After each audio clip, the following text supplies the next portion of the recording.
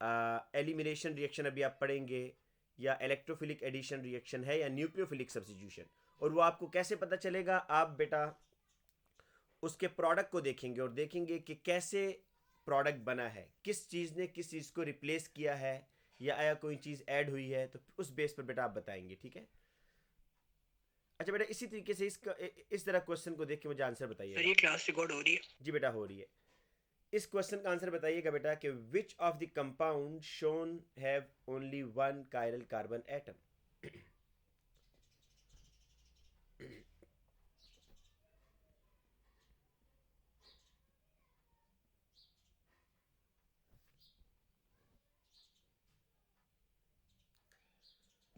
Sir 3। 3। और बेटा और बच्चे भी बताएं, शाबाश। इन 3 बताया है, जो कि मेरा ख्याल है आंसर इनका ठीक लग रहा है, लेकिन बाकी बच्चे ही बेटा बताएं, क्या कोई और ऐसा मॉलिक्यूल तो नहीं है जिसमें एक कायरल कार्बन है? बस एक से ज़्यादा नहीं होना चाहिए। अच्छा पहले तो ये बताएं बेटा, पहले तो ये बताते हैं जी, हम पहले 2 और 4 को देखते हैं बेटा। ये जो 2 है, इसमें कोई कायरल कार्बन है 2 मॉलिक्यूल के अंदर? No sir. नहीं है जी। देखें कैसे कि ये जो आपका कार्बन, अच्छा ये तो जंक्शंस तो हो ही नहीं सकते ना, आपको बताया था कि ये CH2 है, ये CH2 है, ये CH2, ये CH2, ये CH2, ये तो कायरल हो ही नहीं सकते क्योंकि इनके साथ 2 सेम हाइड्रोजन्स लगे हुए हैं। बट ये जो ऊपर आपका कायरल कार्बन है, इस ये भी कायरल नहीं है, ये ऊपर जो कार्बन है ये भी कायरल नहीं है, क्योंकि एक OH और एक H, और राइट और लेफ्ट साइड पर आप देखें चेन बिल्कुल सेम है, इसलिए नो कायरल। इसी तरीके से बेटा ज़रा 4 को देख कर बताएं, इसमें कोई कायरल कार्बन है? नो सर, क्योंकि एक साइड क्योंकि हाँ देखिए यहाँ पर भी एक नहीं H, सर। हाँ एक H है, एक मिथाइल है, और राइट लेफ्ट पर सारा सेम है, CH2 CH2 CH2 लगा हुआ है, तो नो कायरल। अब बेटा 1 में देखें कि 1 में एक कायरल है या 2 कायरल है? वो है। देखिए मैं आपको बताता हूँ बेटा, ये जंक्शंस तो कायरल हो ही नहीं सकते, इनको तो आपने देखना नहीं है क्योंकि ये CH2 CH2 है, इनको छोड़ दें। जहां पर बेटा ग्रुप कोई लगा होगा ना अदर देन हाइड्रोजन, उसको आपने लाजमी देखना होगा, उसके कायरल होने के चांसेस हो सकते हैं। बेटा इस कार्बन को अगर आप देखें, ये जो है इसमें एक H लगा हुआ है बेटा, एक मिथाइल लगा हुआ है, ऊपर क्या लगा हुआ है? CH2। और बेटा नीचे कौन सा ग्रुप है इसका? CHOH। तो क्या चारों ग्रुप्स डिफरेंट हैं या नहीं है बेटा इसमें, इस कार्बन के? जी बेटा, तो एक कायरल तो यहाँ पर ये कार्बन, जी सर। बेटा एक तो ये कायरल कार्बन हो गया, एक तो ये कायरल हो गया। अब आप इस तरह करें, अब बेटा ये जो नीचे वाला कार्बन है इसको देख के बताएंगे, इसके साथ एक OH है, एक H है, एक बेटा इधर ये लगा हुआ है CH2, और बेटा ऊपर क्या लगा हुआ है? CH3। क्या कहते हैं जी इस नीचे वाले कार्बन के बारे में, कायरल है या नहीं है?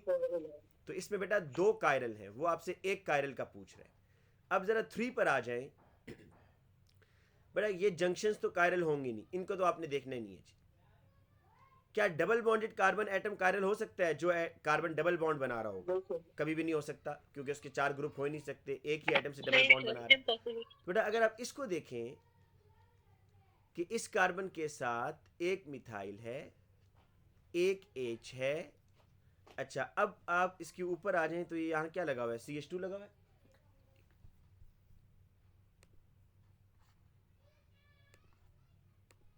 Yes sir. ताहिर है मोटरसाइकिल पे, मैं क्या क्लास ले रहे हैं, चलो बता। मैं तो नहीं जानता ताहिर को। अच्छा क्या नाम इसे कहा ताहिर? निकल क्लास ले रहे हैं मैं तो नहीं। अच्छा चाहते हैं? हम्म। चलो ठीक। अच्छा 11 बजे तक। मेरी 12 बजे तक क्लास है। बस ठीक। अच्छा बेटा यहाँ पर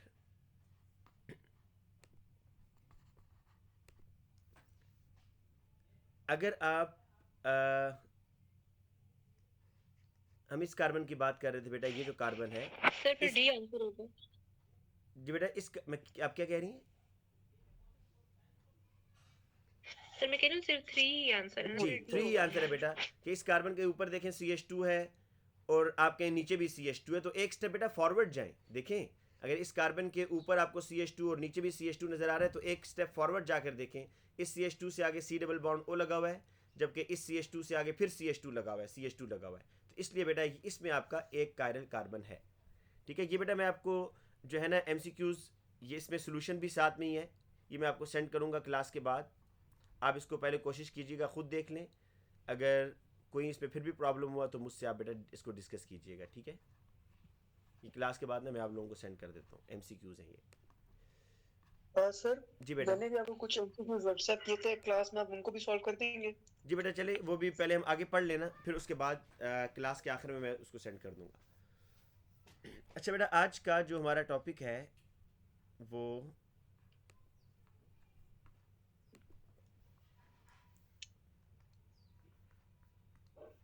हेलोजेनो एल्केन,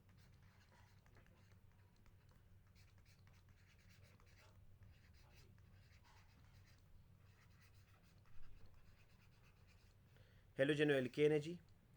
और कल हमने बेटा 3 रिएक्शन हेलोजेनो एल्केन के किए थे। मैं आपको फिर बता देता हूँ कि पहला रिएक्शन बेटा हमने जो हेलोजेनो एल्केन का किया था विद एक्वस NaOH या KOH, कुछ भी आप ले सकते हैं, और जो बेटा यहाँ पर हेलोजन होगा उसको OH रिप्लेस कर देगा। इस रिएक्शन में बेटा कंडीशन मैंने बताई थी, क्या बताई थी कंडीशन, बताएं शाबाश। एक कंडीशन थी जी इस रिएक्शन के अंदर। जी बेटा, क्या कंडीशन बताई थी जी? Heat under reflux. यस बेटा, हीट अंडर रिफ्लक्स का मतलब सबको पता है कि हीट अंडर रिफ्लक्स का मतलब ये होता है कि आप अपने रिएक्शन मिक्सचर को हीट कर रहे हैं और आपने ऊपर वर्टिकल कंडेंसर लगाया हुआ है ताकि जो वेपर्स बन रहे हैं वो दोबारा आपके रिएक्शन मिक्सचर में ही आते जाएं। तो बेटा इसमें आप ये देखें कि इस रिएक्शन में आपने किस फंक्शनल ग्रुप को किस फंक्शनल ग्रुप में कन्वर्ट किया है बेटा? हेलोजेनो एल्केन को किस में कन्वर्ट किया है?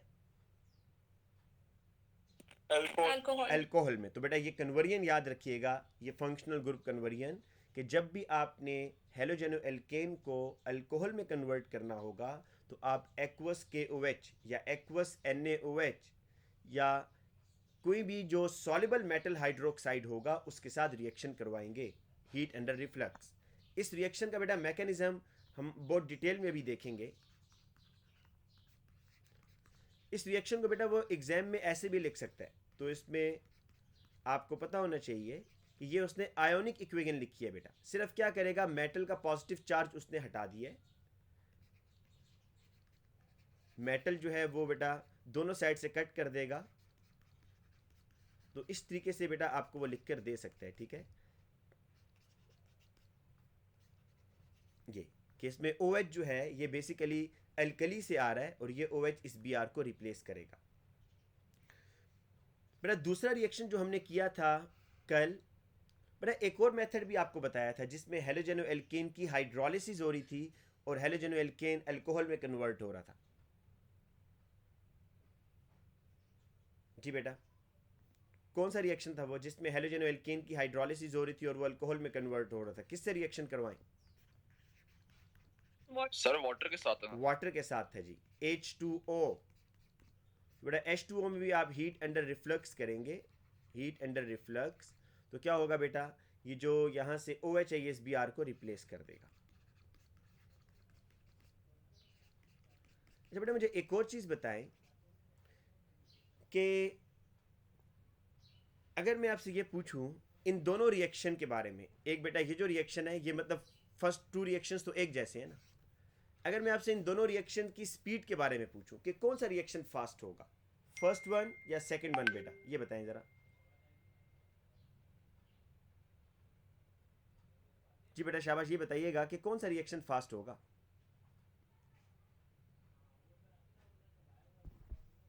हाँ जी बेटा, मेरा क्वेश्चन समझ आ रहा है आपसे? मैं ये पूछ रहा हूँ कि जो रिएक्शन 1 है क्या ये फास्ट होगा या रिएक्शन 2 फास्ट होगा? दोनों के रिएक्टेंट एक जैसे हैं, सिर्फ सेकंड रिएक्टेंट में फ़र्क है, एक में एक्वस KOH यूज़ हो रहे हैं और दूसरे में लिक्विड वाटर यूज़ हो रहा है, प्रोडक्ट एक जैसा बन रहा है। सर नंबर 2 फास्ट होगा। नंबर 2 सर, मैं ये कहता हूँ कि सेकंड वाला स्लो होगा और वाकई स्लो है। अब इसकी मुझे रीज़न चले बता दें कि सेकंड रिएक्शन क्यों स्लो होगा।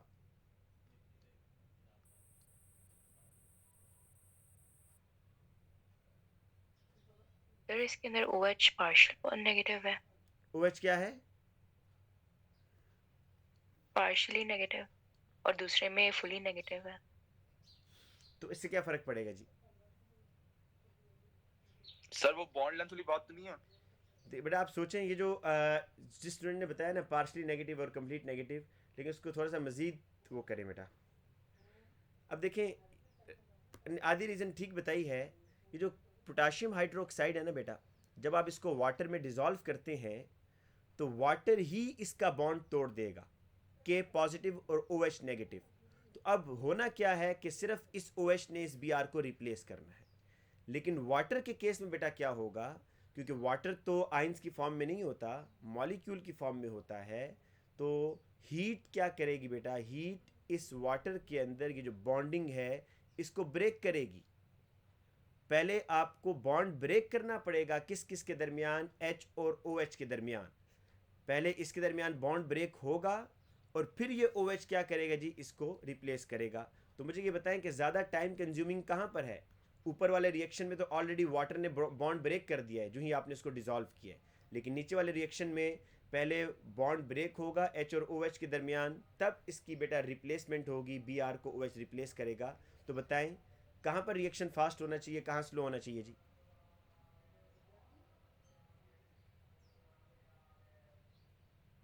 हाँ जी बेटा, अब बताएं ज़रा इस बेस पर क्या हम ये कह सकते हैं कि नीचे जो वाटर के साथ रिएक्शन होगा वो स्लो होगा, क्योंकि इसमें पहले आपको बॉन्ड ब्रेक करना है बेटा।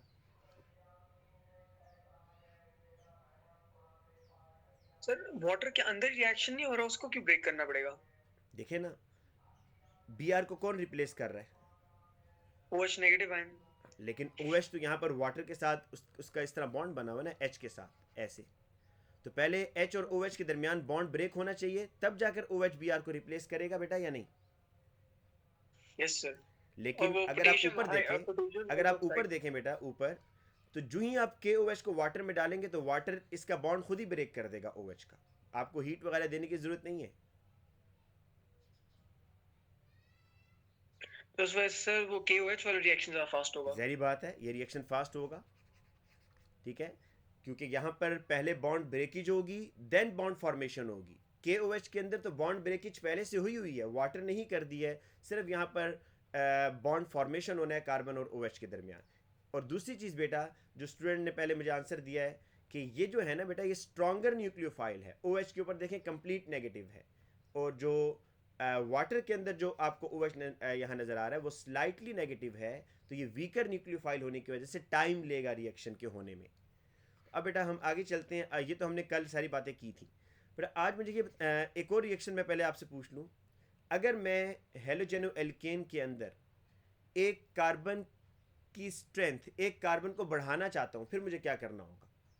हेलोजेनो एल्केन के अंदर मैं एक कार्बन को इंक्रीज करना चाहता हूँ। सपोज मेरे पास 2 कार्बन वाला हेलोजेनो एल्केन है, मैं उससे 3 कार्बन वाला हेलोजेनो एल्केन बनाना चाहता हूँ, क्या करूँगा भाई?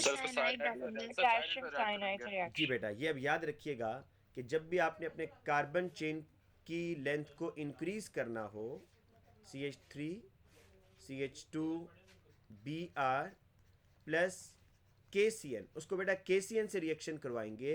लेकिन ये याद रखिएगा कि बेटा KCN ना आपने वाटर में डिज़ोल्व नहीं करना, एथेनॉल में डिज़ोल्व करना है, ठीक है जी? एथेनॉल, एथेनोलिक KCN लेना है बेटा। देखिए वाटर में इसको क्यों डिसॉल्व करते हो? मैं आपको कल भी मैंने रीज़न बताई थी कि अगर तो आपने अल्कोहल बनाना हो ना बेटा, अल्कोहल, फिर तो आप अपना जो रिएक्टेंट है उसको वाटर में डिज़ोल्व कर सकते हैं, ठीक है, उसमें आपके पास OH ही बनेगा। लेकिन अगर आप अल्कोहल नहीं बनाना, अगर आप बेटा यहाँ पर एक कार्बन चेन को इंक्रीज करना चाहते हैं, तो फिर आपने KCN को वाटर में डिज़ोल्व नहीं करना। अगर आपने वाटर में डिज़ोल्व किया तो KCN के साथ साथ वाटर भी बेटा इसके साथ रिएक्शन कर जाएगा और आपके पास अल्कोहल बनता जाएगा, जबकि आप तो नाइट्राइल बनाना चाह रहे हैं, ठीक है? तो इसलिए आपने वाटर की इंटरफेरेंस से बचने के लिए KCN को बेटा डिज़ोल्व करना है किसके अंदर? किसी भी अल्कोहल के अंदर। तो आप एथेनॉल लिख दें। तो अब क्या होगा? अब एथेनॉल के डालने से सिर्फ और सिर्फ KCN का जो CN है बेटा वो इस Br को रिप्लेस करेगा, ठीक है, और आपके पास बनेगा CH3 CH2 CN plus KBr। देखिए ऊपर वाले रिएक्शन से आपको ये प्रूफ हो रहा है कि वाटर जो है ना हेलोजनो एल्केन से रिएक्शन कर जाता है। ऊपर वाले रिएक्शन से आपको ये प्रूफ हो रहा है कि वाटर हेलोजनो एल्केन से रिएक्शन करता है। तो अगर आप बेटा एक कार्बन को इंक्रीज करना चाहते हैं, एक कार्बन की स्ट्रेंथ को इंक्रीज करना चाह रहे हैं, और KCN को आप बेटा एक्वस में ही डाल देते हैं, वाटर में ही डाल देते हैं, तो KCN के साथ साथ वाटर भी रिएक्शन करेगा, और आपके पास आपका जो प्रोडक्ट है ना बेटा वो 100% ये नहीं बनेगा, फिर उसमें कुछ अल्कोहल भी बनेगा जिससे आपकी मेन प्रोडक्ट कम हो जाएगी। इसलिए मैंने आपसे कहा था कल भी कि आपने KCN के केस में याद रखना है कि आप KCN को एथेनॉल में डिसॉल्व करेंगे, वाटर में नहीं करेंगे। जी बेटा, जी बेटा पूछिएगा, कौन पूछ रहा था क्वेश्चन? था कि KCN वाली रिएक्शन की कंडीशन होती है। जी बेटा मैंने कल भी लिखवाई थी, heat under reflux, heat under reflux. बेटा याद रखिएगा, बाज रिएक्शंस में कंडीशन होगी सिर्फ हीट, बाज में होगी हीट अंडर रिफ्लक्स, तो आपको उसी तरीके से याद करनी है। जहां पर हीट अंडर रिफ्लक्स होगी वहां पर आप हीट अंडर रिफ्लक्स याद करेंगे, जहां पर सिंपल हीट लिखना होगा वहां पर आप सिर्फ हीट याद करेंगे, ठीक है बेटा? अच्छा बेटा नेक्स्ट रिएक्शन, ये तो हमने जी बेटा सर आपकी आवाज कट रही। एक मिनट बेटा मैं अपना नेट स्विच कर लेता हूँ, वेट। जी आप बताइएगा। हेलो,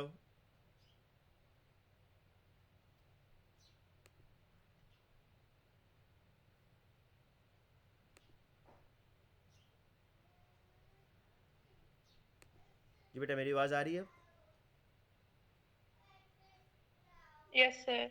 अच्छा बेटा अब यहाँ पर यस सर आ रही है। ठीक है बेटा। बेटा ये चीज़ें तो हमने कल पढ़ ली थी, तो आज बेटा एक नया रिएक्शन और उसके बाद हमने फिर मैकेनिज्म करना है। बेटा इस मुझे प्रोडक्ट का नाम तो बता दें, इस प्रोडक्ट का नाम क्या होगा?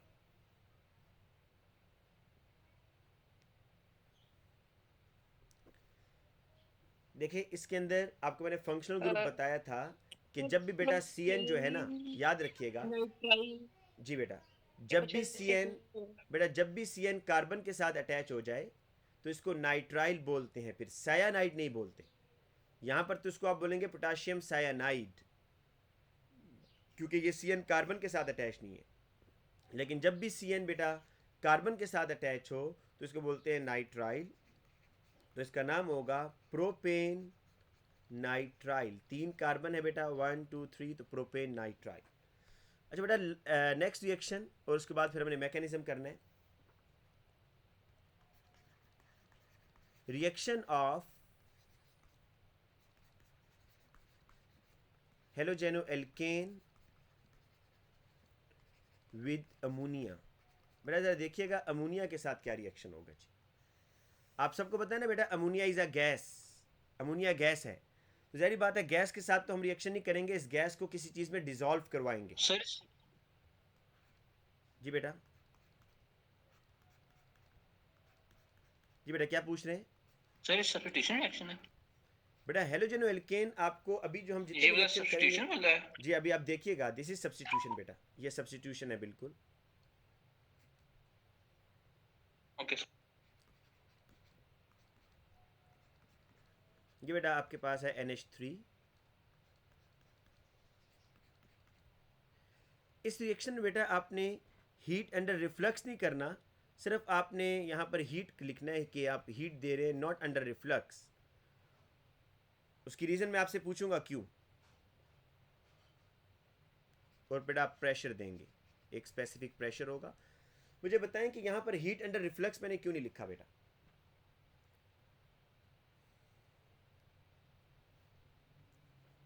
जी बेटा बताएं हीट अंडर रिफ्लक्स मैंने यहाँ क्यों नहीं लिखा? उसकी रीजन चले भी आपको रिएक्शन के बाद बताता हूँ क्यों नहीं लिखा। पहले रिएक्शन देख लें क्या होगा बेटा, फिर उसके बाद ये पानी में डिसॉल्व नहीं है, मैं भी आपको रीजन बताता हूँ। चले अभी रीजन बताता हूँ, फिर सॉल्वेंट भी यहाँ बताता हूँ कि वो सॉल्वेंट लिखा हुआ है ऊपर गैस है। बेटा आपको सॉल्वेंट भी बताता हूँ यहाँ पर कि सॉल्वेंट क्या होगा। अभी सारी चीज़ें बेटा बताता हूँ। ये गैस मैंने भी स्टार्टिंग में लिखा है, लेकिन इसको गैस में यूज़ नहीं करेंगे बेटा। अभी आपसे पूछूंगा कि इसके लिए सॉल्वेंट कौन सा यूज़ होगा। गैस के साथ तो आप रिएक्शन नहीं करवा सकते ना, तो आपको यहाँ पर कोई सॉल्वेंट चूज़ करना है बेटा। तो पहले रिएक्शन सिर्फ देख लें, रिएक्शन ये होगा कि NH3 और हेलोजनो एल्केन को जब आप मिक्स करेंगे बेटा तो HBr निकल जाएगा, HBr। और बेटा ये जो न्यूक्लियोफाइल है, देखिए ना नाइट्रोजन के ऊपर लोन पेयर है ना, तो दिस इज द न्यूक्लियोफाइल। ये NH2 बेटा इस कार्बन के साथ आकर अटैच हो जाएगा, HBr निकल जाएगा और Br की जगह NH2 आ गया।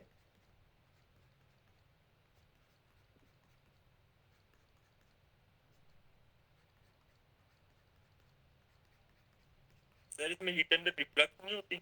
नहीं, मैं भी रीज़न बताता हूँ क्यों नहीं होती। पहले थोड़ी सी बेटा बातें इसमें सुन ले। बेटा हुआ क्या है कि हेलोजनो एल्केन का रिएक्शन अमोनिया के साथ करवाया और HBr एलिमिनेट हो जाएगा, यहाँ से निकलेगा बेटा। और NH2 जो है ना, NH2 this is the nucleophile, क्योंकि नाइट्रोजन के ऊपर लोन पेयर है, ये NH2 इस Br को रिप्लेस करेगा। अब पहली चीज़ कि मुझे अमोनिया किस में डिज़ोल्व करना है, मैं यहाँ चले ये लिखता हूँ कि मैं इसको एक्वस में डिज़ोल्व नहीं करूँगा। रीज़न मुझे बता दें क्यों। एक्वस NH3 को वाटर में मैं क्यों डिज़ोल्व नहीं करूँगा बेटा? सर अल्कली बन जाएगा। नहीं, अल्कली नहीं, अल्कोहल।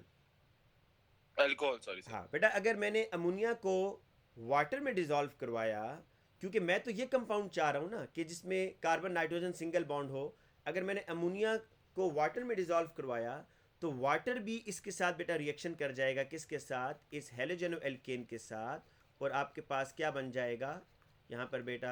OH बन जाएगा। अगर मैंने यही बनाना था तो मैं यहाँ NaOH से रिएक्शन करवा देता, मुझे क्या ज़रूरत है जी अमोनिया से रिएक्शन करवाने की, इसलिए वाटर यूज़ नहीं होगा। तो बेटा इससे बचने के लिए बताएं कौन सा मैं सॉल्वेंट यूज़ करूँ? जो पिछले रिएक्शन में यूज़ किया वही यूज़ करेंगे। कौन सा सॉल्वेंट यूज़ करेंगे बेटा? एथेनॉल। एथेनॉल। तो एक चीज़ याद कर लें बेटा, एक चीज़ ये याद कर लें कि जहाँ पर आपने अल्कोहल बनाना होता है ना, अल्कोहल, वहाँ पर आप सॉल्वेंट एक्वस यूज़ कर लेते हैं।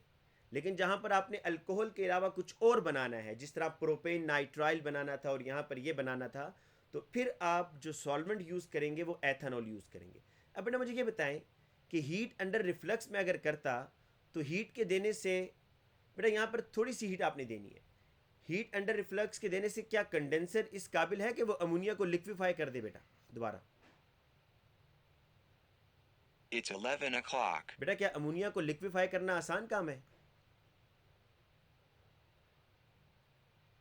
जी बेटा। No sir. बेटा ये जो कंडेंसर होता है ना, कंडेंसर, ये सिर्फ वोलेटाइल लिक्विड्स को कंडेंस करता है। उन लिक्विड्स को जो कि वोलेटाइल होते हैं, हाई टेम्परेचर की वजह से वेपर्स में चले जाते हैं, तो कंडेंसर उसको दोबारा क्या कर देता है? लिक्विफाई कर देता है।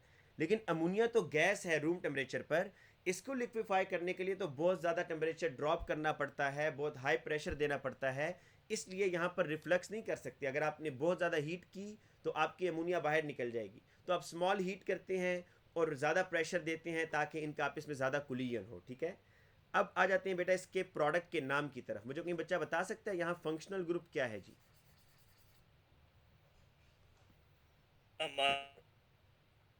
जी बेटा फंक्शनल ग्रुप का नाम क्या है? Amine sir. एमाइन। बेटा आपको मैंने बताया था कि carbon nitrogen single bond is called amine. तो बेटा इसको नाम कैसे देते हैं ज़रा देख लें। ये जो एमाइन है ना बेटा, एमाइन की जो ज़्यादा डिटेल है वो आपकी A2 में आएगी, ठीक है। तो यहाँ पर सिर्फ आपने इसका प्रोडक्ट का नाम याद रख लेना है, बाकी ज़्यादा डिटेलिंग इसकी नहीं सीखनी। इसका नाम है बेटा इथाइल, इसको नाम इस तरह देते हैं, ये C2H5 क्या हो गया जी? इथाइल। और कार्बन नाइट्रोजन सिंगल बॉन्ड है एमाइन, तो इसका नाम है इथाइल अमाइन, जो कि आपने बेटा किससे बनाया है? ब्रोमो इथेन से बनाया है। बेटा आपने 3 कन्वर्जन्स अभी तक सीखी हैं। वो 3 कन्वर्जन्स आपको बेटा इस तरह वर्ड इक्वेशन में किसी अपने जो आपके नोट्स बना रहे हैं उसमें आप इस तरीके से लाजमी लिखा करें। कैसे कि हेलोजेनो एल्केन, या इसको आप ऐसे लिख लिया करें कि ब्रोमो इथेन है, सपोज ब्रोमो इथेन, उसमें एक्वस सोडियम हाइड्रोक्साइड हम जब डालेंगे और हीट अंडर रिफ्लक्स करेंगे तो हमारे पास क्या बनेगा जी? एथेनॉल बनेगा प्लस पोटाशियम ब्रोमाइड बनेगा। एक हमने बेटा ये किया है। दूसरा हमने जो वाटर के साथ हाइड्रोलिसिस किया उसमें भी एथेनॉल बनेगा, तो आप वो भी लिखिएगा। दूसरा रिएक्शन बेटा जो हमने किया ब्रोमो इथेन, और इसका रिएक्शन बेटा हमने एथेनोलिक पोटाशियम साइनाइड के साथ किया, हीट अंडर रिफ्लक्स, तो बेटा इसमें हमारे पास क्या बना, प्रोपेन नाइट्राइल, एक कार्बन बढ़ा देंगे, इथेन है और CN का कार्बन भी जब ऐड होगा तो प्रोपेन नाइट्राइल बना, और बेटा साथ में क्या बना आपके पास, KBr, पोटाशियम ब्रोमाइड। और तीसरा रिएक्शन बेटा जो आपने किया वो था जी bromo ethane plus ethanolic ammonia, ethanolic ammonia के साथ, और बेटा इसमें हीट आपने किया है और अंडर स्पेसिफिक प्रेशर, तो आपके पास बेटा क्या बना, इथाइल अमाइन प्लस HBr। बेटा इस तरीके से आपने ये रिएक्शंस याद कर लेने हैं, ठीक है, इसको याद करना होगा आपको। अब बेटा हमने ना हमारे सिलेबस में ये जो इथाइल अमाइन है इसका मैकेनिज्म तो हमारे सिलेबस में नहीं है, ये हम इसका मैकेनिज्म नहीं करेंगे, लेकिन बेटा ये जो रिएक्शन है, और इसका भी नहीं है बेटा, एथेनोलिक KCN का भी नहीं है, लेकिन bromo ethane plus aqueous sodium hydroxide, इसका बेटा मैकेनिज्म हमारे सिलेबस में है। तो आज की क्लास में हमने बेसिकली मैकेनिज्म ही सीखना था बेटा। तो अब हम मैकेनिज्म पर आते हैं। ये बताएं, ये रिएक्शन क्लियर है बेटा, तीनों रिएक्शन में कोई प्रॉब्लम तो नहीं है? जी बेटा, हेलो, क्लियर है सर। अच्छा बेटा, अब जरा मैकेनिज्म पर आते हैं। क्लियर है सर। ठीक है जी, ठीक है।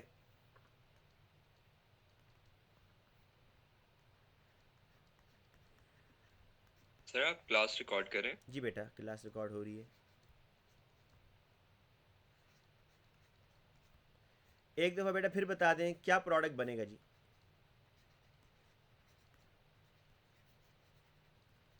क्या प्रोडक्ट बेटा बनेगा?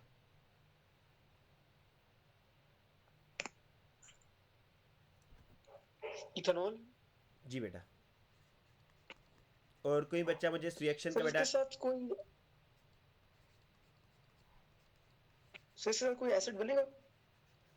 बेटा एसिड नहीं, देखो NaOH आपने लिया होगा ना, तो NaCl बनेगा, NaCl नेगेटिव, NaCl तो Na को मैंने कट किया हुआ है दोनों साइड पर, तो Cl नेगेटिव शो कर दिया। अच्छा अच्छा बेटा, अब हमने करना है इसका मैकेनिज्म। बेटा इसका मैकेनिज्म ज़रा देखिएगा, ये बेटा 4 मार्क्स का क्वेश्चन है, 4 मार्क्स का, ठीक है, तो बड़े ध्यान से आपने सुनना है, इसमें काफ़ी चीज़ें हैं जो आपको अंडरस्टैंड करनी है। बेटा अभी तक हमने कितने मैकेनिज्म सीखे हैं ये मुझे पहले बताएं, अभी तक कितने मैकेनिज्म हमने पढ़ लिए? सर वो सब्स्टिट्यूशन रिएक्शन, एडिशन रिएक्शन। नहीं बेटा, पूरे नाम लोगे ना, इस तरह नाम लोगे तो वो मार्क्स नहीं देगा। Free radical substitution reaction, free radical substitution, देखो ना आप खुद देखें इलेक्ट्रोफिलिक कि एडिशन रिएक्शन। अगर आप सब्स्टिट्यूशन रिएक्शन कहेंगे तो सब्स्टिट्यूशन रिएक्शन से तो फ्री रेडिकल भी सब्स्टिट्यूशन रिएक्शन हो रहा है, न्यूक्लियोफिलिक सब्स्टिट्यूशन भी हो रहा है, तो आपको पूरा नाम लेना है कि अल्केन्स के अंदर फ्री रेडिकल सब्स्टिट्यूशन रिएक्शन होता है। और याद रखिएगा बेटा कि जो अल्केन का मैकेनिज्म था उसमें कहीं पर पॉजिटिव नेगेटिव आयन नहीं बनता, उसमें सिर्फ फ्री रेडिकल्स बनते हैं, होमोलिटिक फिशन होती है। लेकिन उसके बाद आपके सिलेबस में अब जितने भी बेटा होंगे मैकेनिज्म, उसमें हेट्रोलिटिक फिशन होगी। आपने देखा था कि इलेक्ट्रोफिलिक एडिशन रिएक्शन जो था अल्कीन का, उसमें बेटा हेट्रोलिटिक फिशन हो रही थी और आपके पास कार्बोकेटाइन बन रहे थे। इसी तरीके से बेटा अब इसका मैकेनिज्म आपने करना है। सर मेरा सवाल है जी वो पिछले क्वेश्चन के बारे में। जी जी, किसके बारे में बेटा? सर वो अगर एक्विस सर ये हैलोजन एल्केन का अगर हम एक्विस सोडियम हाइड्रोक्साइड के साथ रिएक्शन करें तो एक तरफ उसका सोडियम हाइड्रोक्साइड के साथ रिएक्शन होगा और NaCl भी बनेगा, जी बेटा, एक तरफ वाटर के साथ भी रिएक्शन होगा जिसमें डिसॉल्व है, तो HCl भी बन सकता है साथ में। बिल्कुल बनेगा, बिल्कुल वो, लेकिन वो माइनर, आपको मैंने बताया ना कि HCl स्लो रिएक्शन करता है, NaOH का OH फास्ट करेगा, तो ये इसलिए जल्दी क्योंकि ये आपका लिमिटिंग रिएक्टेंट होगा तो जल्दी से यही रिएक्शन बेटा कर जाएगा। NaOH इससे पहले रिएक्शन कर देगा, वाटर की इतनी नौबत नहीं आएगी कि वाटर इससे रिएक्शन कर पाए, क्योंकि OH is a stronger nucleophile than water, ठीक है। लेकिन हमें जब अल्कोहल बनाना होता है ना बेटा, तो इस चीज़ की परेशानी नहीं होती कि वाटर ना रिएक्शन कर जाए। अगर वाटर भी रिएक्शन कर जाए, हमने तो बेटा ऑर्गेनिक प्रोडक्ट को देखना होता है, inorganic products are not important in organic, ठीक है। यहाँ जो भी बन रहा है हमें इसकी फिक्र नहीं है। तो अगर वाटर भी रिएक्शन कर जाए तो आपके पास बनेगा अल्कोहल ही। अच्छा बेटा, मैकेनिज्म के अंदर आपको ये पता है कि आपको डायपोल्स बनाने होते हैं, कर्ली एरो शो करने होते हैं, ठीक है, और जहाँ पर चार्जेस आ रहे हैं, लोन पेयर आ रहे हैं, वो सब ड्रॉ करने हैं। तो अब मैकेनिज्म के लिए हम इसको बेटा लिखते हैं यहाँ पर, ये हैलोजन एल्केन है आपके पास,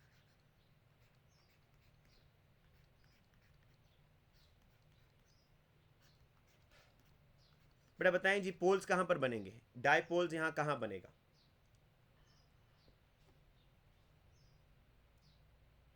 हाँ जी बेटा, डायपोल किधर बनेगा इधर इस मॉलिक्यूल के अंदर? कार्बन और क्लोरीन। क्लोरीन पर बेटा आएगा चार्ज स्लाइटली नेगेटिव, कार्बन पर आएगा स्लाइटली पॉजिटिव। ये अगर आपने डायपोल ना बनाया तो बेटा मार्क्स आपके लूज हो जाएंगे, तो ये डायपोल लाजमी बनाना है। अच्छा कौन अटैक करेगा जी? अब OH। बेटा OH के लिए बेहतर ये कि आप इसको सामने मत लिखा करें। अगर आपने OH इस तरह सामने लिखकर रिएक्शन करवाया तो वो गलत मैं आपको बताता हूँ किस सेंस में होगा, ज़रा देखिएगा। अभी बेटा इसको नोट नहीं करना है, मैं अभी OH की पोजीशन को यहाँ से चेंज करूँगा और आपको बताऊँगा कि आपने OH कहाँ लिखना है, कि जिससे आपको रिएक्शन आसानी से समझ आएगा। मुझे ये बताएं कि ये OH किस पर अटैक करेगा, क्लोरीन पर या कार्बन पर? OH is the nucleophile having negative charge, lone pair है, ये न्यूक्लियोफाइल है बेटा। किस पर अटैक करना है इसको? कार्बन पर सर। तो बेटा अगर बच्चे कार्बन पर। एरोज, ठीक है समझ आ गई, carbon is the electrophilic centre, ये बात ठीक है, कार्बन आपका इलेक्ट्रोफाइल है ना जी? बेटा कार्बन इलेक्ट्रोफाइल है या नहीं है? जी सर। और याद रखिएगा कौन किस पर कार्बन अटैक इलेक्ट्रोफाइल करता है, है, सर। न्यूक्लियोफाइल इलेक्ट्रोफाइल पर अटैक करेगा या इलेक्ट्रोफाइल न्यूक्लियोफाइल पर? Sir nucleophile. याद रखिएगा बेटा जो इलेक्ट्रॉन रिच स्पीशी होती है हमेशा वो इलेक्ट्रॉन डोनेट करता है, तो न्यूक्लियोफाइल अपना लोन पेयर डोनेट करेगा किसको? इस पॉजिटिवली चार्ज कार्बन को। अब बेटा अगर आपने ऐसे एरो ड्रॉ किया तो ये टेक्निकली गलत है। कोई बच्चा मुझे रीज़न बता सकता है बेटा कि क्यों गलत है? अगर OH इस तरह आकर अटैक कर रहा है, यहाँ से इलेक्ट्रॉन डोनेट कर रहा है, बेटा ये इसलिए गलत होगा बेटा कि आप अगर ये चीज़ नोट करें कि यहाँ फ्रंट पर कौन सा ग्रुप लगा हुआ है, एक न्यूक्लियोफाइल लगा हुआ है कार्बन के साथ या नहीं? जी सर। तो क्या ये न्यूक्लियोफाइल OH को अलाउ करेगा कि ये फ्रंट से आकर अटैक कर दे इस कार्बन पर? नहीं, रिपेल करेगा। Cl कभी भी OH को फ्रंट से अटैक नहीं करने देगा, ठीक है जी? तो बेटा होगा क्या कि आपने अगर OH सामने भी लिखा है तो कोई बात नहीं, आपने एरो ऐसे ड्रॉ कर लेना है, फिर ऐसे करके, ये बेटा ऐसे फ्रंट से एरो क्यों नहीं लेकर आएंगे बेटा? कि आप एग्जामिनर को ये शो करके देंगे कि there is a repulsion between the chloride and OH, इसलिए OH फ्रंट से नहीं अटैक करेगा इस इलेक्ट्रोफाइल पर, बल्कि आप इसको बॉटम से या बैक साइड से इस कार्बन तक अप्रोच करेंगे। ये बात समझ आ रही है बेटा जो मैंने भी बताई आपको?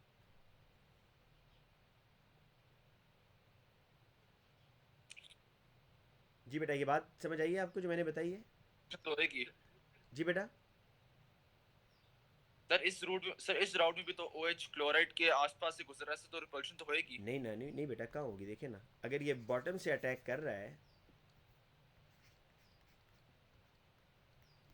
देखिए यहाँ से अटैक कर रहा है, चाहे वो हो यहाँ पर, आपने एरो ऐसे शो करना है कि वो इस साइड से आ रहा है, तो ये जो क्लोराइड तो ऊपर है, OH तो यहाँ से आके अटैक कर रहा है, तो कहाँ से रिपल्लियन होगी बेटा?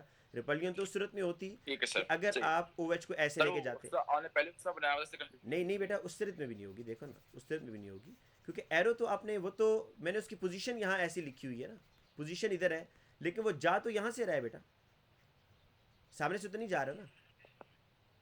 ठीक है सर समझ आ गया। ठीक है, तो आप इसलिए जो आपको बेटा वहाँ मिलेगा ना क्वेश्चन पास पेपर के अंदर, उसने OH नीचे ही बनाया होगा, सामने नहीं बनाया होता। लेकिन अगर सामने भी बनाया हो तो आप एरो को बेटा चेंज करें, एरो की पोजीशन बैक साइड से लेकर आए, ताकि एग्जामिनर को ये पता हो कि आपने फ्रंट से क्यों अटैक नहीं करवाया, क्योंकि फ्रंट पर एक और नेगेटिव चार्ज था जो कि OH को रिपेल कर रहा है।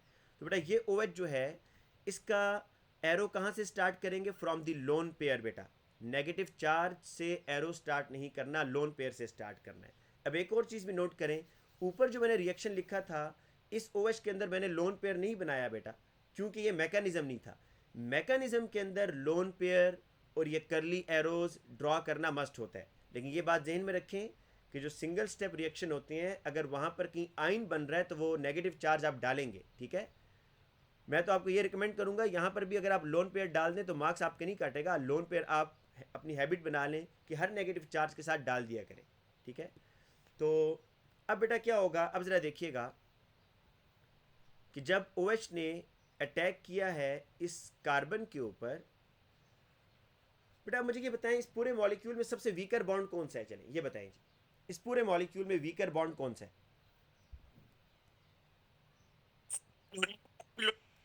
कार्बन क्लोरीन बॉन्ड वीकर होगा या नहीं होगा?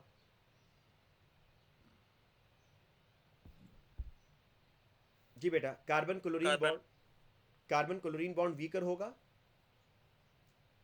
नहीं सर, क्योंकि वो डायपोल में तो भी नहीं। तो बेटा आप तो बॉन्ड लेंथ की बेस पर बताएं ना, कौन सा बॉन्ड जो है उसकी लेंथ सबसे लॉन्गर है? जिस बॉन्ड लेंथ की लेंथ लॉन्गर होगी वो वीकर होगा। क्या कार्बन हाइड्रोजन या कार्बन क्लोरीन?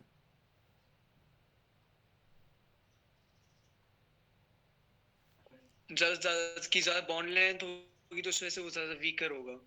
हाँ तो बेटा कौन सा बॉन्ड वीकर होगा इस मैकेनिज्म उसमें रिएक्शन में? Carbon chlorine. यस बेटा, तो अब होगा ये कार्बन और क्लोरीन। बेटा, अब होगा ये कि ये OH है ना, ये तो इस कार्बन के ऊपर अप्रोच करेगा और ये कार्बन क्लोरीन बॉन्ड बेटा ये अब टूटना शुरू हो जाएगा। यहाँ पर बॉन्ड ब्रेकेज होगी, कहाँ पर? Carbon chlorine. और बॉन्ड फॉर्मेशन कहाँ होगी बेटा? OH के अंदर। ये बात बेटा ज़रा ध्यान में रखिएगा कि बॉन्ड ब्रेक होगा। अब बॉन्ड ब्रेकेज जो होगी वो कार्बन और क्लोरीन में होगी, और जो बॉन्ड फॉर्मेशन बेटा भी होगा वो किसके अंदर होगा? कार्बन और OH के अंदर होगा। जी बेटा, ये बात समझ आ रही है?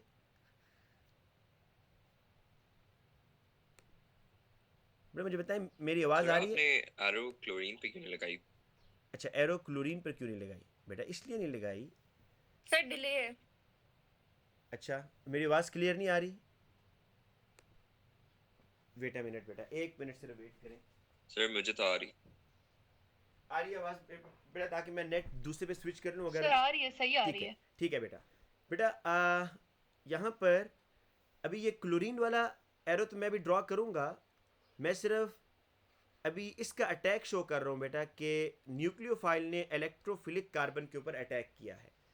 अब यहाँ से मुझे देख के बताएं बेटा, बॉन्ड ब्रेकेज कहाँ पर हो रहा है? कार्बन क्लोरीन बॉन्ड ब्रेक हो रहा है या नहीं हो रहा बेटा? बिल्कुल होगा, क्योंकि वो एक वीकर बॉन्ड है। तो बेटा उसको भी आप एरो से शो करेंगे ऐसे। ये बेटा इस एरो को लाजमी शो करना है आपने। ये एरो बेटा क्या बता रहा है कि जो मैंने अभी एक एरो ड्रॉ किया है, ये एरो क्या बता रहा है? शाबाश जी बेटा बताइएगा, ये एरो क्या बता रहा है? सर जो इलेक्ट्रॉन्स जो हैं क्लोरीन के पास जा रहे हैं। जी, ये एरो ये बता रहा है कि पहली चीज कि बॉन्ड ब्रेक हो रहा है ये भी, और बॉन्ड हेट्रोलिटिकली ब्रेक हो रहा है कि जो दोनों इलेक्ट्रॉन्स होंगे, एक कार्बन का और एक क्लोरीन का, वो दोनों किसके पास चले जाएंगे? जो इलेक्ट्रोनेगेटिव एटम है उसके पास चले जाएंगे। ठीक है बेटा। अब बेटा मुझे ये बताएं, अच्छा ये भी याद रखिए बेटा, ये जो कंप्लीट एरो होता है ना, कंप्लीट एरो, ये देखें हम कंप्लीट एरो लगाते हैं तो कंप्लीट एरो का मतलब है कि मूवमेंट या ट्रांसफर ऑफ 2 इलेक्ट्रॉन्स। ये देखें लोन पेयर अपना पेयर जो है ट्रांसफर कर रहा है किसको? इस कार्बन को। तो जब एक पेयर ट्रांसफर होता है, 2 इलेक्ट्रॉन की मूवमेंट आप कंप्लीट एरो से शो करते हैं। और आपके सिलेबस में बेटा जितने भी एरोज होंगे आप कंप्लीट एरो ही लगाया करेंगे, क्योंकि आप 2 इलेक्ट्रॉन की ट्रांसफर को शो कर रहे होते हैं। तो बेटा यहाँ पर ये बॉन्ड अब ब्रेक होने जा रहा है कार्बन क्लोरीन, और हेट्रोलिटिकली ब्रेक इसलिए हो रहा है कि chlorine is more electronegative than carbon. तो जब बॉन्ड टूटेगा तो दोनों इलेक्ट्रॉन क्लोरीन ले जाएगा। तो आपने बेटा यहाँ पर एक इंटरमीडिएट अब शो करके दिखाना है, जो कि बड़ा इंपॉर्टेंट है। ये देखिएगा गौर से कि इंटरमीडिएट कैसे ड्रॉ करना है।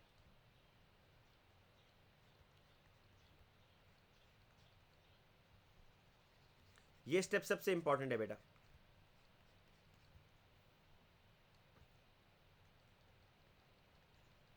ये डॉटेड लाइन है बेटा। बेटा ये जो कार्बन क्लोरीन डॉटेड लाइन है इसका मतलब है कि बॉन्ड ब्रेक हो रहा है, और जो कार्बन OH डॉटेड लाइन है इसका मतलब है कि बॉन्ड क्या हो रहा है बेटा? बॉन्ड की फॉर्मेशन हो रही है। और बेटा इस के ऊपर नेगेटिव चार्ज मैंने क्यों डाला है ये आप लोग मुझे बताएं। इस इंटरमीडिएट के ऊपर मैंने एक नेगेटिव चार्ज बेटा ये डाला है, जिसके मार्क्स होंगे, जो बच्चा ये नहीं डालेगा उसका मार्क कटेगा। इस नेगेटिव चार्ज डालने का क्या मतलब है बेटा? सर दो दो जी बेटा, सर दो दो न्यूक्लियोफाइल जी बेटा, इस नेगेटिव चार्ज का सर दो मतलब ये है, न्यूक्लियोफाइल लगने का यस, इस नेगेटिव चार्ज का बेटा यहाँ पर ये शो कर रहा है कि इस इंटरमीडिएट में आपके पास, अभी इंटरमीडिएट का मतलब बताता हूँ, यहाँ पर आपके पास दोनों न्यूक्लियोफाइल बेटा इकट्ठे हो गए हैं। देखें, एट अ टाइम इस मॉलिक्यूल के पास दो न्यूक्लियोफाइल आ गए, एक Cl तो था ही, OH भी आ गया बेटा। तो OH के ऊपर नेगेटिव चार्ज था, तो OH के आने की वजह से, OH के आने की वजह से इस इंटरमीडिएट के ऊपर नेगेटिव चार्ज डालना लाजमी है। अच्छा बेटा, इंटरमीडिएट कोई स्टेबल चीज़ नहीं है बेटा। ये इंटरमीडिएट जो है ना, ये नैनो सेकेंड्स के लिए बनेगा। ये नहीं हो सकता कि आप किसी रिएक्शन मिक्सचर के अंदर इस इंटरमीडिएट को बेटा सेपरेट कर लें, नहीं, ये नैनो सेकेंड के लिए बनता है और फ़ौरन ही किस में कन्वर्ट हो जाता है, इनटू द प्रोडक्ट। अभी बेटा देखिएगा, ये आगे प्रोडक्ट में चेंज हो जाएगा, तो इसका जो टाइम ड्यूरेशन है नैनो सेकेंड्स बनेगा। और इंटरमीडिएट बताएंगे दोबारा? जी बेटा, क्या कह रहे हैं बेटा? सर आप दोबारा बता सकते हैं कि क्यों वो नेगेटिव चार्ज होता है? बेटा इसलिए दोबारा बता नेगेटिव सकते चार्ज हैं, होता है, मैं मिस कर गया ये बात। इसलिए छोटी नेगेटिव सी चार्ज होता है बेटा, इसलिए नेगेटिव चार्ज होता है कि आप इस इंटरमीडिएट में देखें कि क्या दो न्यूक्लियोफाइल इकट्ठे नहीं होंगे एक ही मॉलिक्यूल के अंदर। हाँ, क्योंकि अभी करंटली लाइक कंप्लीटली कोई हाँ, जो वो Cl नेगेटिव है उसको कंप्लीटली ब्रेक अपार्ट नहीं किया और OH नेगेटिव ने कंप्लीटली उसका हिस्सा नहीं बना। लेकिन आ गया, तो वो लेकिन आ बॉन्ड्स गया दोनों OH कंप्लीटली नेगेटिव, ब्रेक लेकिन होना बेटा है। OH नेगेटिव इस मॉलिक्यूल के अंदर एंटर तो हो गया है, उसने बॉन्ड बनाना तो शुरू कर दिया ना। इसका बॉन्ड कंप्लीटली बन गया है और कंप्लीट कार्बन नहीं बना, क्लोरीन का वो क्या कंप्लीट नहीं अभी बना बेटा, नहीं, इन प्रोसेस है। कार्बन क्लोरीन बॉन्ड टूट process रहा है। है, कार्बन क्लोरीन बॉन्ड टूट रहा है, इसी तरीके से कार्बन OH बॉन्ड बन रहा है, अभी बना नहीं है, लेकिन OH के आने की वजह Okay. से, OH के आने की वजह से ये जो इंटरमीडिएट है ये नेगेटिव चार्ज बेटा हो गया। अब नैनो सेकंड के लिए बेटा ये इंटरमीडिएट बनता है और ये दोबारा अब बेटा अपने प्रोडक्ट की तरफ आ जाएगा। प्रोडक्ट ज़रा देखिएगा क्या होगा जी, ये ऐसे,